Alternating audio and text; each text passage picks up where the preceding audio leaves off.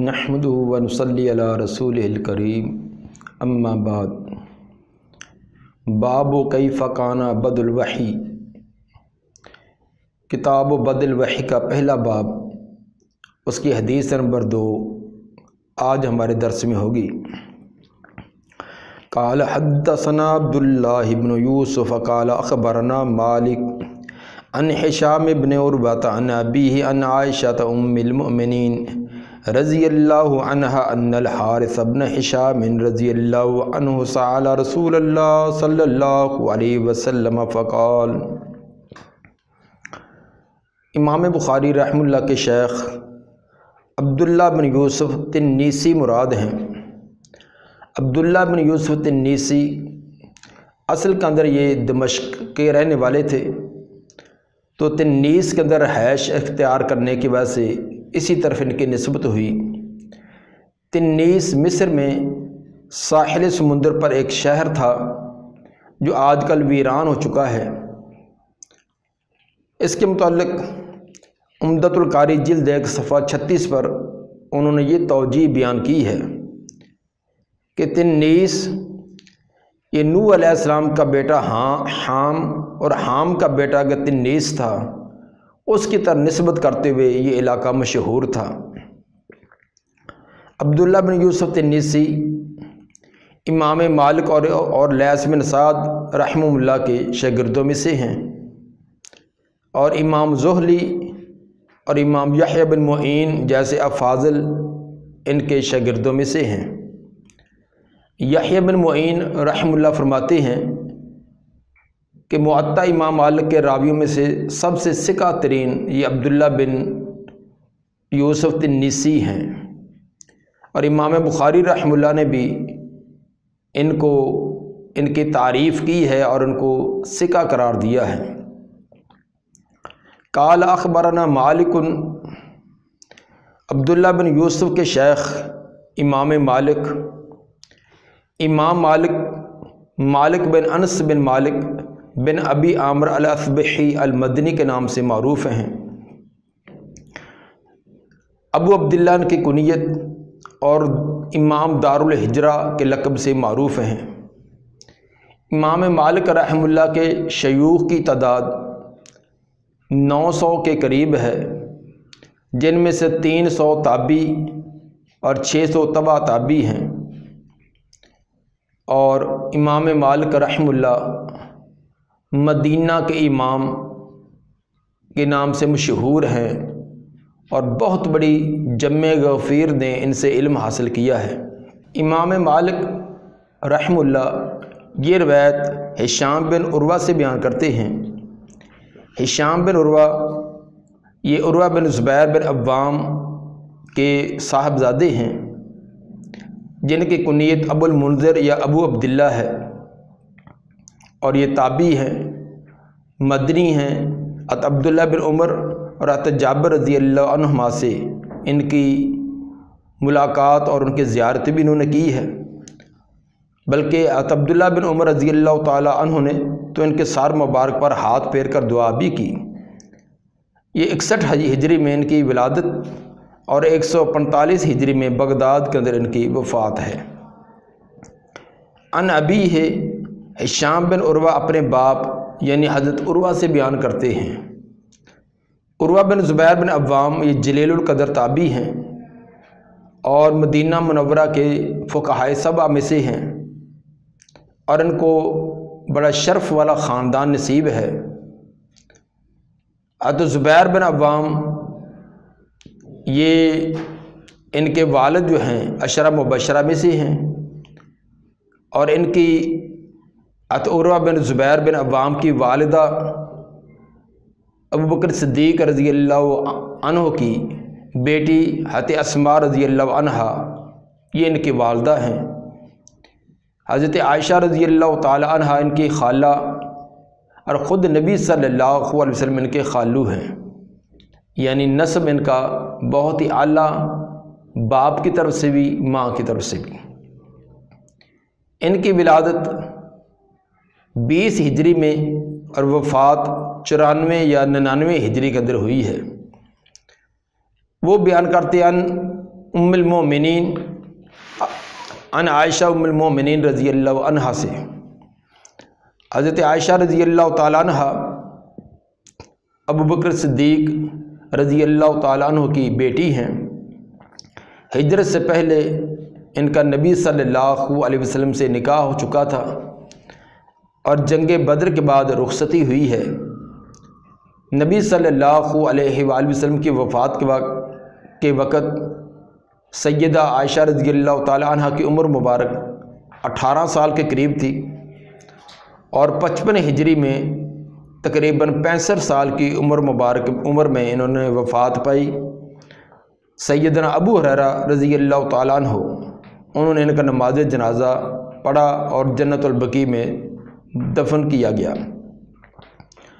हज़रत आयशा रज़ियल्लाहु ताला अन्हा से 2210 रवायात मरवी हैं, जिनमें से 174 बुखारी और मुस्लिम में हैं और 54 सिर्फ बुखारी में और 58 जो वो सिर्फ मुस्लिम के अंदर हैं।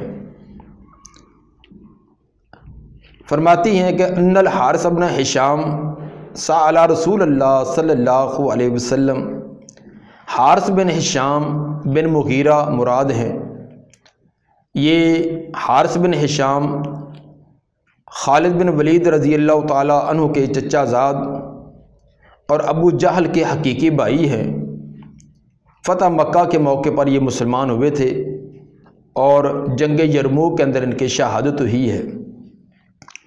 हारिस बिन हिशाम रज़ियल्लाहु ताला अन्हु फरमाते हैं कि उन्होंने सवाल किया रसूलुल्लाह सल्लल्लाहु अलैहि वसल्लम से, फ़क़ाला या रसूलल्लाह कैफ़ यातीकल वही, अल्लाह के रसूल आप पर वही कैसे आती है। वही आने की कैफियत, या तो वही की कैफियत का सवाल है या फिर जब आप पर वही नाज़िल हो तो आप पर कैफियत, आपकी कैफियत क्या होती है, ये सवाल था। ख़ुद वही की फ़ी नफ्सी वही की कैफियत या जिस पर वही नाज़िल हो उसकी क्या कैफियत है। हारिस बिन हिशाम का ये सवाल नुज़ूल वही में किसी शक या तरद्दुद की वजह से नहीं था, बल्कि कैफियत मालूम करने का और जानने का शौक़ था कि उस वक्त ये कैफियत वही का नुज़ूल किस कैफियत में होता है और नबी की हालत क्या होती है। जिस तरह सैयदना इब्राहीम अलैहिस्सलाम का सवाल है जो सूरह बकरा की आयत नंबर 260 में अल्लाह ने बयान फरमाया कि रब्बि अरिनी कैफ़ा तुह्यिल मौता, या अल्लाह मुझे दिखलाइए कि आप मुर्दों को कैसे ज़िंदा करते हैं। ये हज़रत इब्राहीम अलैहिस्सलाम का सवाल किसी शक की बिना पर ना था, उनको बिल्कुल यकीन था कि अल्लाह मुर्दों को ज़िंदा करते हैं, बल्कि ये उनका सवाल अल्लाह की कुदरत पर कामिल यकीन के बारे में था कि मैं आँखों से देखकर मुझे बिल्कुल कामिल तरह का यकीन इसमें आ जाए। इसकी मिसाल ऐसे समझें जैसे हर मुसलमान को मक्का और मदीना के वजूद का यकीन है कि मक्का और मदीना ये दो अजीम और इंतहाई मुतबर्रक और मुहतरम शहर हैं। ये हमें तवातुर से बेशुमार लोगों की ख़बर देने से और कुतुब के मुताला करने से हमें इसका यकीन है। लेकिन फिर जब भी कोई हज उम्र से वापस आता है, हम उसके इर्द गिर्द जमा होते हैं तो हम उससे पूछते हैं कि मक्का कैसा है, मदीना कैसा है, मक्का में फ़लाँ चीज़ कैसी है। यानी वो अपने शौक़ को मज़ीद इस अपने यकीन के अंदर जो इश्तियाक होता है उसको बढ़ाने के लिए सवाल करते हैं। तो इस तरह के सवालात कोई शक और तरद्दुद की वजह से नहीं होते, बल्कि उस चीज़ के अंदर मज़ीद शौक़ और ज़ौक़ और उसके साथ लगन और ताल्लुक़ की वजह से ये सवाल होता है। सवाल उनका ये था कि कैफ़ यातीकल वही, आप पर वही कैसे आती है। फ़क़ाला रसूलुल्लाह सल्लल्लाहु अलैहि वसल्लम अहयानन यातीनी मिसला सलसलतल जरस, तो आपने फरमाया कि कभी कभी ये मुझ पर आती है घंटी के टन टन आने की तरह। घंटी کہ جب جیسے آواز پیدا ہوتی ہے، سلسلۃ الجرس کا مطلب ہوتا ہے کہ لوہے کی چیز پر کوئی دوسری لوہے کی چیز ماری جائے تو جو آواز پیدا ہوتی ہے، تو جس طرح گھنٹی بجتی ہے تو گھنٹی بجنے کی جو کیفیت ہوتی ہے اس کی ابتدا ایسے ہوتی ہے۔ یہ تشبیہ اس کے اندر صرف آواز کی شدت کے اندر ہے کہ جیسے گھنٹی کی آواز کی شدید ہوتی ہے، کان کو پڑتے انسان چوکنا ہو جاتا ہے، بس یہی تشبیہ ہے کہ جب آواز اس کی آتی ہے تو فوراً مجھے پتہ چل جاتا ہے کہ یہ وحی کا سلسلہ شروع ہونے والا ہے۔ اس میں یہ تشبیہ کو یہ سوال کرنا یا اعتراض کرنا کہ اس کے اندر جو تشبیہ ہے وہ محمود چیز کی ایک مذموم چیز کے ساتھ تشبیہ دی جا رہی ہے، کیونکہ وحی جو یہ کہ یہ محمود اور قابل مدح چیز ہے، اور گھنٹی یہ مذموم چیز ہے۔ جس طرح صحیح مسلم کے حدیث نمبر 2113 میں نبی صلی اللہ علیہ وآلہ وسلم نے فرمایا کہ جس قافلے کے اندر گھنٹی ہو، کسی جانور کے گلے میں گھنٹی وغیرہ ڈالی ہو، لا تصحبہ الملائکہ، تو اس کے ساتھ فرشتے نہیں چلتے۔ گھنٹی ایسی چیز ہے کہ فرشتے بھی ایسی مجلس میں ایسے قافلے کے ساتھ نہیں چلتے، تو گویا کہ گھنٹی ایک مذموم چیز ہے۔ تو ایک محمود چیز کو مذموم چیز کے ساتھ تشبیہ کیوں دی گئی؟ اس کی وجہ یہ ہے کہ تشبیہ کسی چیز کے ساتھ دی جائے تو اس کے تمام وجوہ اور تمام چیزوں کے اندر تشبیہ نہیں ہوتی، بلکہ اس کے بعض اجزاء کے اندر تشبیہ ہوا کرتی ہے۔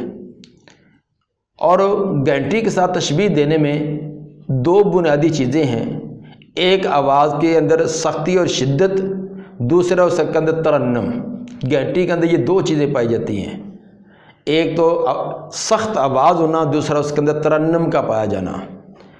اس جگہ پہلی چیز کے اندر تشبیہ ہے کہ آواز کے اندر ایک شدت اور تیزی ہوتی ہے کہ فوراً اس کی طرف توجہ ہو جاتی ہے، ترنم کے اندر تشبیہ نہیں ہے۔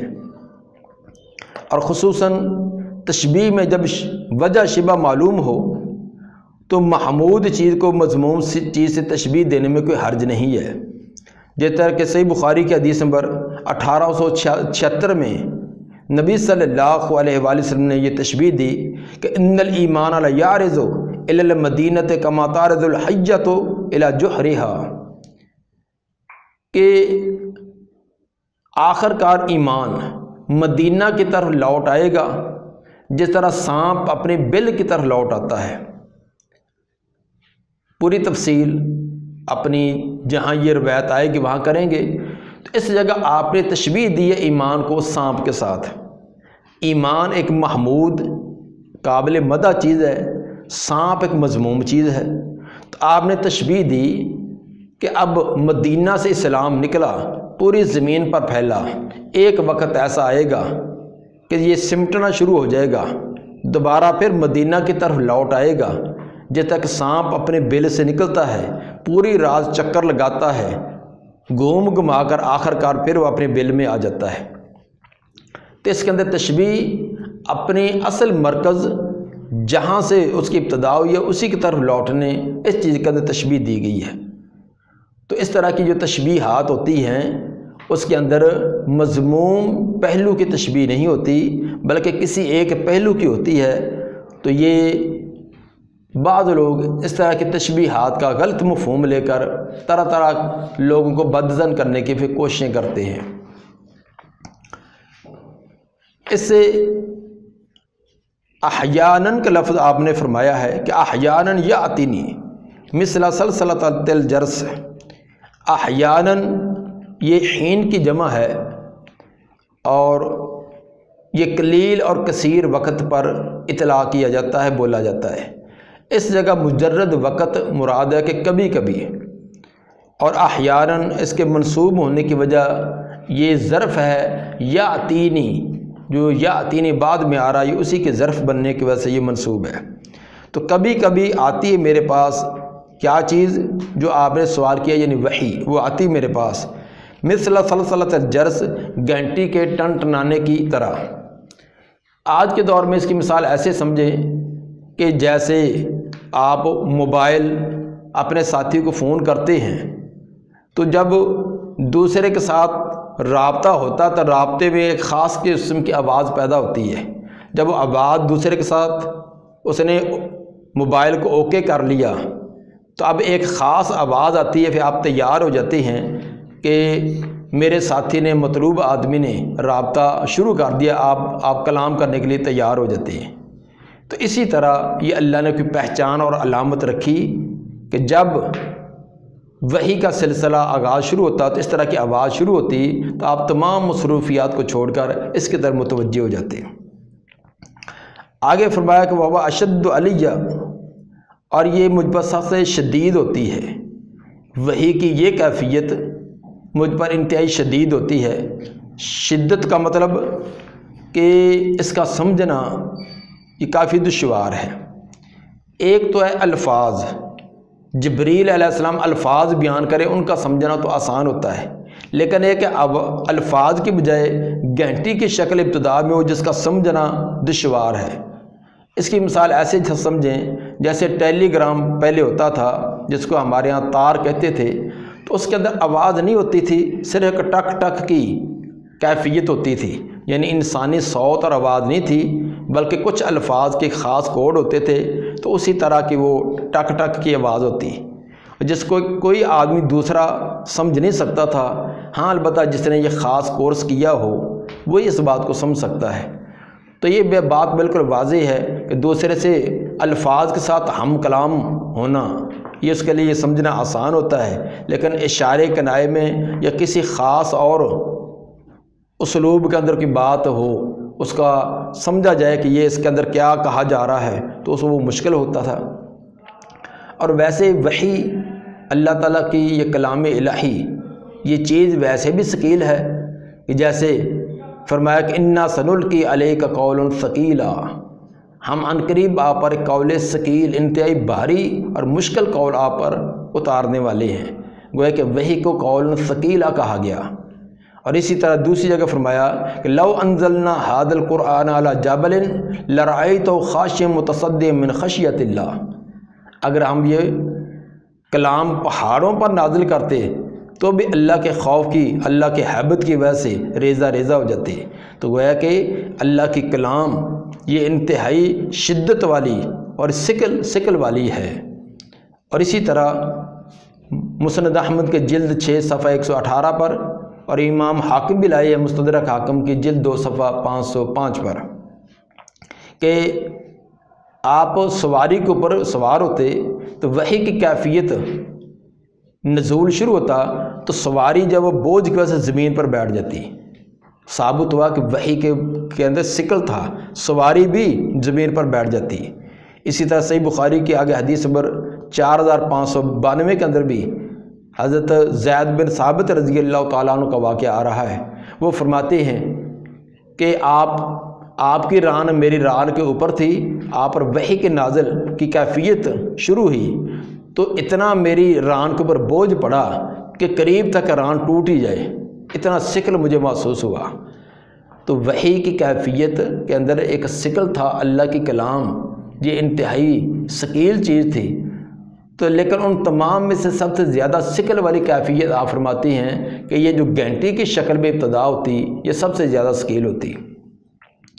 فَيَفْصِمُ عَنِّي وَقَدْ وَعَيْتُ عَنْهُ مَا قَالَ، فَيَفْصِمُ عَنِّي ختم ہوتی وہ مجھ سے، فسم لن فسام الہا ٹوٹ جانا، فَيَفْصِمُ وہ ٹوٹتی مجھ سے، ختم ہوتی مجھ سے، وَقَدْ وَعَيْتُ عَنْهُ مَا قَالَ اس حال میں کہ تحقیق میں یاد کر چکا ہوتا اس کو جو اس نے کہا۔ وقد کے اندر واو حالیہ ہوگی کہ جو جبریل نے کہا ہوتا وہ سب کچھ مجھے یاد ہو چکا ہوتا۔ اگرچہ وحی کے اندر شدت تو ضرور ہوتی، لیکن شدت کا معنی یہ نہیں کہ مجھے ہوش و حواس نہ رہتے یا مجھے سمجھنے والی میرے اندر صلاحیت اس کے اندر کوئی کمی آ جاتی۔ جو کچھ جبریل نے بیان کیا تھا وہ سب کا سب میں یاد کر چکا تھا۔ وحی کی ایک کیفیت تو آپ نے یہ بیان کی۔ دوسری یہ بیان کی وَأَحْيَانًا يَتَمَثَّلُ لِيَ الْمَلَكُ، کبھی کبھی شکل اختیار کرتا ہے میرے لیے فرشتہ رجل انسان کی، جبریل علیہ السلام انسانی شکل میرے لیے اختیار کرتے ہیں، فَيُكَلِّمُنِي، پھر وہ مجھ سے کلام کرتے ہیں، فَعَيْ مَا يَقُول، تو میں یاد کر چکا ہوتا ہوں جو کچھ انہوں نے کہا۔ کبھی کبھی فرشتہ جو ہے انسانی شکل میں میرے سامنے آتا ہے، تو جس طرح ایک انسان دوسرے انسان سے کلام کرتا ہے بلا تکلف کلام ہوتی، اس طرح مجھ سے کلام کرتے ہیں، اور جو کچھ انہوں نے مجھے سنایا ہوتا ہے وہ سب کا سب میں یاد کر چکا ہوتا ہوں۔ وحی کی یہ دوسری کیفیت بیان کی گئی ہے۔ ویسے تو وحی کی کئی ایک قسمیں ہیں، لیکن اس جگہ اس حدیث کے اندر صرف 2 قسم کا تذکرہ کیا گیا ہے۔ علامہ ابن قیم رحمہ اللہ نے زاد المعاد جلد 1 صفحہ 18 پر 7 قسم کی وحی کا تذکرہ کیا ہے کہ نبی صلی اللہ علیہ وآلہ وسلم پر 7 قسم کی وحی نازل ہوتی۔ ان میں سے نمبر 1 تو سچے خواب ہیں، کہ جیسے ابتدا کے اندر آپ کو سچے خواب آتے، تو سچے خوابوں کا آنا یہ بھی وحی کی ایک قسم ہے۔ دوسرا، فرشتے کے بغیر دل میں کوئی چیز القاء کر دینا، فرشتے کا واسطہ درمیان میں نہ ہو، براہ راست اللہ دل کے اندر کوئی چیز القاء کر دے، یہ بھی وحی کی قسم ہے۔ نمبر 3، فرشتے کا انسانی شکل میں آنا، جس طرح کہ اس حدیث کے اندر بیان کیا کہ وہ احیاناً یتمثل لی الملک رجلا، کہ کبھی کبھی فرشتہ انسانی شکل میں میرے سامنے آتا ہے، تو یہ بھی وحی کی ایک قسم تھی۔ نمبر 4، گھنٹی کی طرح آواز کا آنا، جو اس حدیث کے اندر پہلے بیان کر دی کہ گھنٹی کی شکل شروع ہوتی ہے، پھر اس کے بعد وحی کا سلسلہ شروع ہو جاتا ہے۔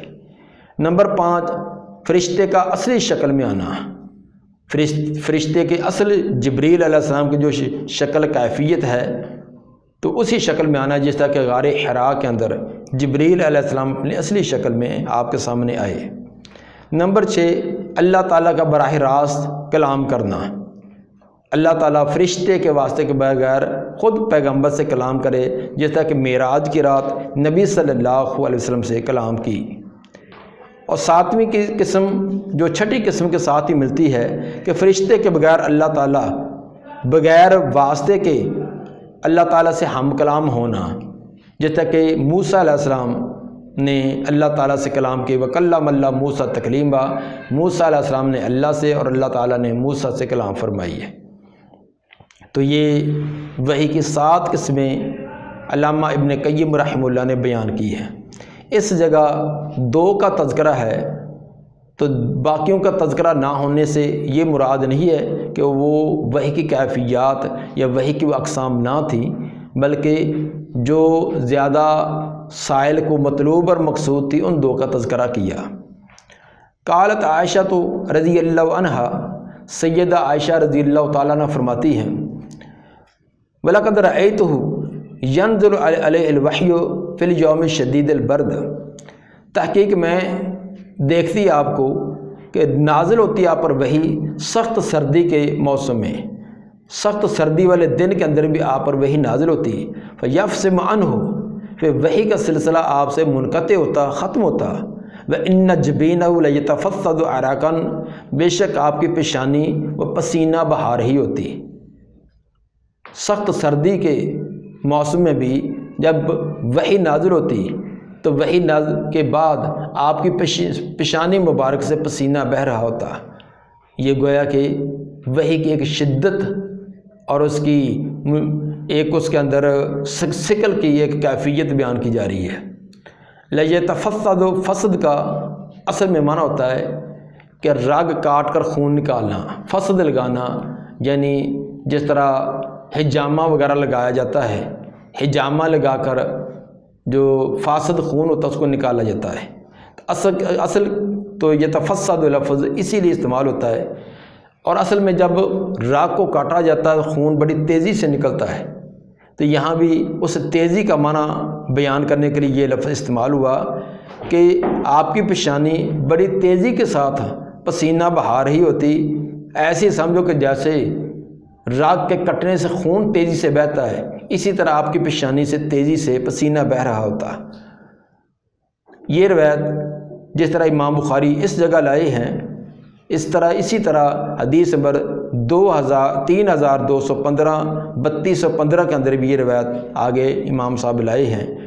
तो ये हमारी आज सहीह बुखारी की दूसरी हदीस थी। अल्लाह ताला हमें इन हदीस को समझने और इसके अंदर जो हमें दर्स और सबक है कि वही वाकई अल्लाह की तरफ से नाज़िल शुदा थी, पैगंबर ने ख़ुद ये चीज़ें अपनी तरफ से नहीं बनाई, अलबत्ता वही एक मतलूब है, एक गैर मतलूब है। मतलूब जो है जिसके अल्फाज और मानी दोनों में जानिबिल्लाह हैं, जैसे कुरान, दूसरी गैर मतलूब जिसका माना मफ़हूम तो मिन जानिबिल्लाह लेकिन अल्फाज पैगंबर के थे, जिस तरह अहादीस रसूल। दोनों किस्म की वही, इसको तस्लीम करना, मानना और इसके मुताबिक अमल करना ये लाजमी है। निजात के लिए दोनों वहियों को तस्लीम करना ज़रूरी है। अल्लाह ताला हमें अमल की तौफ़ीक़ अता फ़रमाए। सुब्हान रब्बिका रब्बिल इज़्ज़ति अम्मा यसिफ़ून व सलामुन अलल मुरसलीन वल्हम्दुलिल्लाहि रब्बिल आलमीन।